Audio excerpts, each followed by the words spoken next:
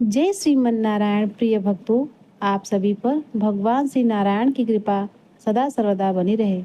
भागवत पुराण की अमृतमय धारा में हम आज प्रवेश कर रहे हैं सप्तम स्कंद के उस अद्भुत प्रसंग में जो हमें भक्ति की शक्ति और अहंकार के पतन का गहरा संदेश देता है। आज आप सुनेंगे असुर राज हिरण्यकशिपु की कठिन तपस्या, उसकी वर प्राप्ति और उसके बाद किए गए अत्याचारों की कथा। परंतु इसी अंधकार में प्रकट होती है एक ज्योति, भक्त प्रहलाद की, जिनके हृदय में केवल भगवान विष्णु के प्रति अटूट प्रेम और भक्ति की गंगा बहती है। यह कथा हमें यह सिखाती है कि चाहे संसार कितना भी विपरीत क्यों न हो, सच्ची भक्ति और ईश्वर में विश्वास से हर संकट पार किया जा सकता है।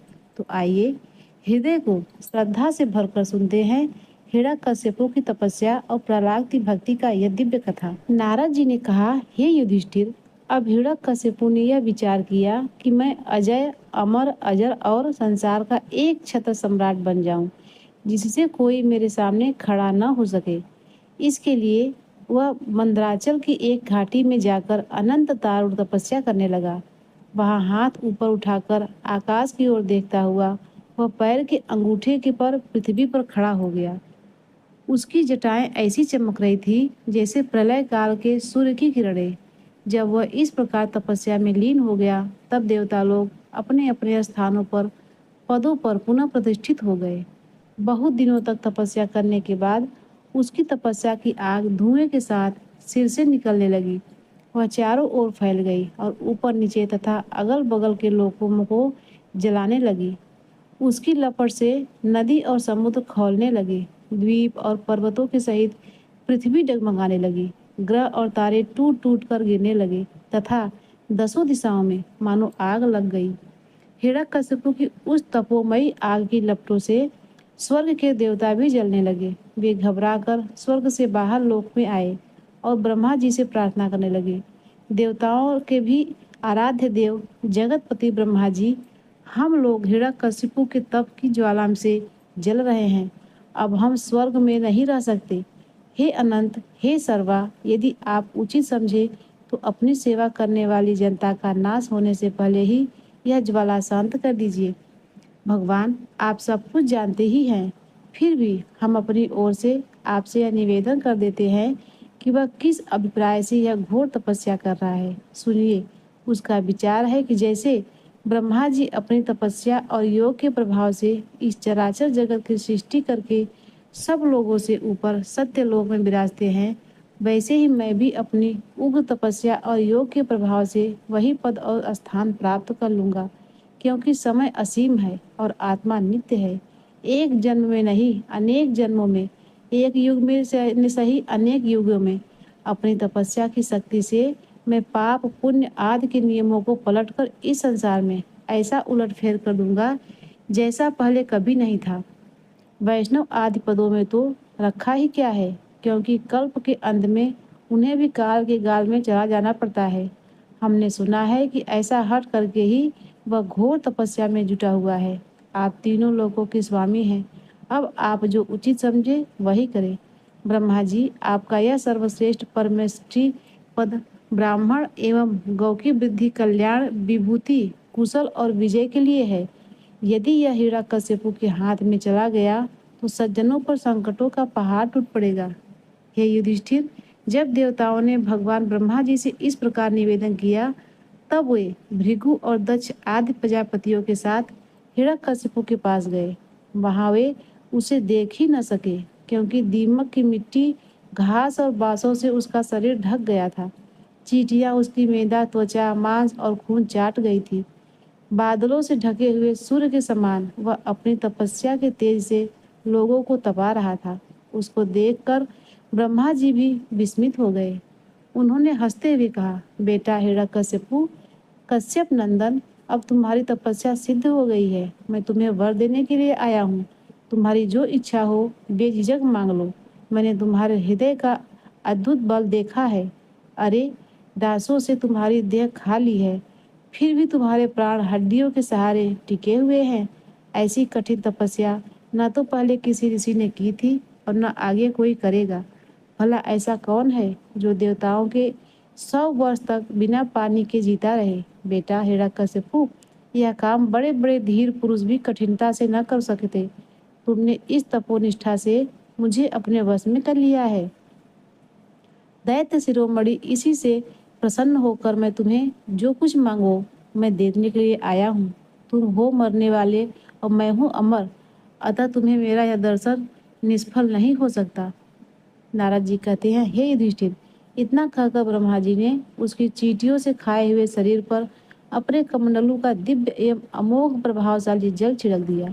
जैसे लकड़ी के ढेर में से आग जल उठे, वैसे ही वह जल छिड़कते ही बांस और दीमक की मिट्टी के बीच से उठ खड़ा हुआ। उस समय उसका शरीर सब अवयवों से पूर्ण एवं बलवान हो गया था। इंद्रियों में शक्ति आ गई थी और मन में सचेत हो गया था। सारे अंग वज्र के समान कठोर एवं तपाए हुए सोने की तरह चमकीले हो गए थे। वह नवयुवक होकर उठ खड़ा हुआ। उसने देखा कि आकाश में हंस पर चढ़े हुए ब्रह्मा जी खड़े हैं। उन्हें देखकर उसे बड़ा आनंद हुआ। अपना सिर पृथ्वी पर रखकर उसने उनको नमस्कार किया। फिर अंजलि बांधकर नम्र भाव से खड़ा हुआ और बड़े प्रेम से अपने निर्निमेषक नयनों से उन्हें देखता हुआ गदगद वाणी से स्तुति करने लगा। उस समय उसके नेत्रों में आनंद के आंसू उमड़ रहे थे और सारा शरीर पुलकित हो रहा था। हिरण्यकशिपु ने ब्रह्मा जी से कहा, हे प्रभु, प्रलय के अंत में यह सारी सृष्टि काल के द्वारा प्रेरित तमोगुण से घने अंधकार से ढक गई थी। उस समय स्वयं प्रकाश स्वरूप आपने अपने तेज से पुनः इसे प्रकट किया है। आप ही अपने त्रिगुणमय रूप से इसकी रचना, रक्षा और संहार करते हैं। हे प्रभु, कार्य कारण चल और अचल ऐसी कोई वस्तु नहीं है जो आपसे भिन्न हो। समस्त विद्या और कलाएं आपके शरीर से हैं। आप त्रिगुणमयी माया से अतीत स्वयं ब्रह्मा हैं। यह स्वर्णमय ब्रह्मांड आपके गर्भ में स्थित है। आप इसे अपने से भी प्रकट करते हैं। प्रभु, यह अव्यक्त ब्रह्मांड आपका स्थूल शरीर है। इससे आप इंद्रिय, प्राण और मन को विषयों का उपभोग करते हैं, किंतु उस समय भी आप अपने परम ऐश्वर्यमय स्वरूप में ही स्थित रहते हैं। वस्तुतः आप पुराण पुरुष, स्थूल सूक्ष्म से परे ब्रह्म स्वरूप हैं। आप अपने अनंत और अव्यक्त रूप स्वरूप से सारे जगत में व्याप्त हैं। चेतन और अचेतन दोनों ही आपकी शक्तियां हैं। भगवान, मैं आपको नमस्कार करता हूँ। प्रभु, आप समस्त वरदाताओं में श्रेष्ठ हैं। यदि आप मुझे अभीष्ट वर देना चाहते हैं तो ऐसा वर दीजिए कि आपके बनाए हुए किसी भी प्राणी से, चाहे वह मनुष्य हो या पशु हो, प्राणी हो या अप्राणी हो, अथवा नाग आदि किसी से भी मेरी मृत्यु न हो। भीतर बाहर, दिन में रात्रि में आपने बनाए प्राणियों के अतिरिक्त और भी किसी जीव से, अस्त्र शस्त्र से, पृथ्वी या आकाश में कहीं भी मेरी मृत्यु न हो। युद्ध में कोई मेरा सामना न कर सके। मैं समस्त प्राणियों का एक छत्र सम्राट हूँ। इंद्र आदि समस्त लोकपालों में जैसी आपकी महिमा है वैसी ही मेरी भी हो। तपस्वी और योगियों को जो अक्षय ऐश्वर्य प्राप्त है वही मुझे भी दीजिए। नारद जी कहते हैं, हे युधिष्ठिर, जब हिरण्यकशिपु ने ब्रह्मा जी से इस प्रकार की अत्यंत दुर्लभ वर मांगे, तब उन्होंने उसकी तपस्या से प्रसन्न होने के कारण उसे वे वर दे दिए। ब्रह्मा जी ने कहा, बेटा, तुम जो वर मुझसे मांग रहे हो वे जीवों के लिए बहुत ही दुर्लभ है, परंतु दुर्लभ होने पर भी मैं तुम्हें वे सब वर देता हूँ। नारद जी कहते हैं, ब्रह्मा जी के वरदान कभी झूठे नहीं होते। वे समर्थ एवं भगवत रूप ही हैं। वरदान मिल जाने के बाद हिरण्यकशिपु ब्रह्मा जी को प्रणाम करके उनके लोक को वापस भेज दिया। ब्रह्मा जी से वर प्राप्त करने पर हिरण्यकशिपु का शरीर सुवर्ण के समान कांतिमान एवं हष्ट पुष्ट हो गया। वह अपने भाई की मृत्यु का स्मरण करके भगवान से द्वेष करने लगा। उस महादैत्य ने समस्त दिशाओं, तीनों लोकों तथा देवता, असुर, नरपति, विद्याधर, मनु, यक्ष, राक्षस एवं समस्त प्राणियों के राजाओं को जीतकर अपने वश में कर लिया। यहाँ तक कि उस विश्व विजयी दैत्य ने लोकपालों का बनाया हुआ इंद्र का भवन ही अपनाकर निवास बना लिया। उस भवन में तीनों लोकों का सौंदर्य मूर्तिमान होकर निवास करता था। वह सब प्रकार की संपत्तियों से संपन्न था। उस महल में मूंगों की सीढ़ियाँ, पन्ने की फर्शें, स्फटिक की मणि की दीवारें, वैदूर्य मणि के खंभे और माड़ी की कुर्सियाँ थी। रंग बिरंगे चंदोवे तथा दूध को फेन के समान सभ्याएं जिन पर मोतियों की झालर लगी हुई थी शोभायमान हो रही थी। सर्वांग सुंदरी अप्सराएं अपने नुपुरों से झुनझुन ध्वनि करती हुई रत्नमयी भूमि पर इधर उधर टहला करती थी और कहीं कहीं उसमें अपना सुंदर मुख देखने लगती थी। उस महेंद्र के महल में महाबली और महामनस्वी हिरण्यकशिपु सब लोगों को जीतकर सबका एक छत्र सम्राट बनकर बड़ी स्वतंत्रता से व्यवहार करने लगा। उसका शासन इतना कठोर था कि उससे भयभीत होकर देव दानव उसके चरणों की वंदना करते रहते थे। हे युधिष्ठिर, वह उत्कट गंध वाली मदिरा पीकर मतवाला रहा करता था। उसकी आंखें लाल लाल और चढ़ी हुई रहती थी। उस समय तपस्या योग शारीरिक और मानसिक बल का वह भंडार था। ब्रह्मा विष्णु और महादेव के सिवा और सभी देवता अपने हाथों में भेंट लेकर उसकी सेवा में लगे रहते थे। जब वह अपने पुरुषार्थ से इंद्रासन पर बैठ गया तब युधिष्ठिर, विश्वासु, तुम्बरु तथा हम सभी लोग उसके सामने गान करते थे। गंधर्व, सिद्ध, ऋषिगण, विद्याधर और अप्सराएं बार बार उसकी स्तुति करते थे। हे युधिष्ठिर, वह इतना तेजस्वी था कि स्वर्णाश्रम धर्म का पालन करने वाले पुरुष जो बड़ी बड़ी दक्षिणा वाले यज्ञ करते हैं, उनके यज्ञों की आहुति वह स्वयं छीन लेता था। पृथ्वी के सातों द्वीपों में उसका अखंड राज्य था। सभी जगह बिना ही जीते जोते बोए धरती से अन्न पैदा होता था। वह जो कुछ चाहता था अंतरिक्ष से उसे मिल जाता था तथा आकाश उसे भांति भांति की आश्चर्यजनक वस्तुएं दिखा दिखाकर उसका मनोरंजन करा करती थी। इसी प्रकार खारे पानी, सूरा घी, इच्छु रस, दही, दुग्ध और मीठे पानी के समुद्र भी अपनी पत्नी नदियों के साथ तरंगों के द्वारा उसके पास रत्न राशि पहुंचाया करते थे। पर्वत अपनी घाटियों के रूप में उसके लिए खेलने का स्थान जुटाते और वृक्ष सब ऋतुओं में फूलते फलते थे। वह अकेला ही सब लोकपालों का उपभोग करता था। इस प्रकार वह संसार के सुखद और मन को प्रिय लगने वाले विषयों का स्वच्छंद उपभोग करने लगा, परंतु इतने विषय से भी उसकी तृप्ति न हो सकी, क्योंकि अंततः वह इंद्रियों का दास ही तो था। हे युधिष्ठिर, इस रूप में भी वह भगवान का वही पार्षद है जिसे सनकादिक ने शाप दिया था। वह ऐश्वर्य के मद में मतवाला हो रहा था और घमंड से चूर होकर शास्त्रों की मर्यादा का उल्लंघन कर रहा था। देखते ही देखते उसके जीवन का बहुत सा समय बीत गया। उसके कठोर शासन से सब लोग और लोकपाल घबरा गए। जब उन्हें और कहीं किसी का आश्रय न मिला तब उन्होंने भगवान की शरण ली। उन्होंने मन ही मन कहा, जहाँ सर्वात्मक श्री हरि निवास करते हैं, जिसे प्राप्त करके शांत एवं निर्मल सन्यासी महात्मा फिर लौटते नहीं, भगवान के उस परम धाम को हम नमस्कार करते हैं। इस भाव से अपने इंद्रियों का संयम और मन को समाहित करके उन लोगों ने खाना पीना और सोना छोड़ दिया तथा निर्मल हृदय से भगवान की आराधना की। एक दिन उन्हें मेघ के समान गंभीर आकाशवाणी सुनाई पड़ी। उसकी ध्वनि से दिशाएं गूंज उठी। साधुओं को अभय देने वाली वह वाणी यह थी, हे श्रेष्ठ देवताओं, डरो मत, तुम सब लोगों का कल्याण हो। मेरे दर्शन से प्राणियों को परम कल्याण की प्राप्ति हो जाती है। इस नीच दैत्य की दुष्टता का मुझे पहले से ही पता है। मैं इसको मिटा दूंगा। अभी कुछ दिनों तक समय की प्रतीक्षा करो। कोई भी प्राणी जब देवता, वेद, गाय, ब्राह्मण, साधु, धर्म और मुझसे द्वेष करने लगता है तब शीघ्र ही उसका विनाश हो जाता है। जब यह अपने वैरहीन, शांत और महात्मा पुत्र प्रहलाद से द्रोह करेगा, उसका अनिष्ट करना चाहेगा, तब वर के कारण शक्ति संपन्न होने पर भी इसे मैं अवश्य मार डालूंगा। नारद जी कहते हैं, सबके हृदय में ज्ञान का संचार करने वाले भगवान ने जब देवताओं को यह आदेश दिया तब ये उन्हें प्रणाम करके लौट आए। उनका सारा संशय मिट गया था और उन्हें ऐसा मालूम होने लगा कि हिरण्यकशिपु मर गया है।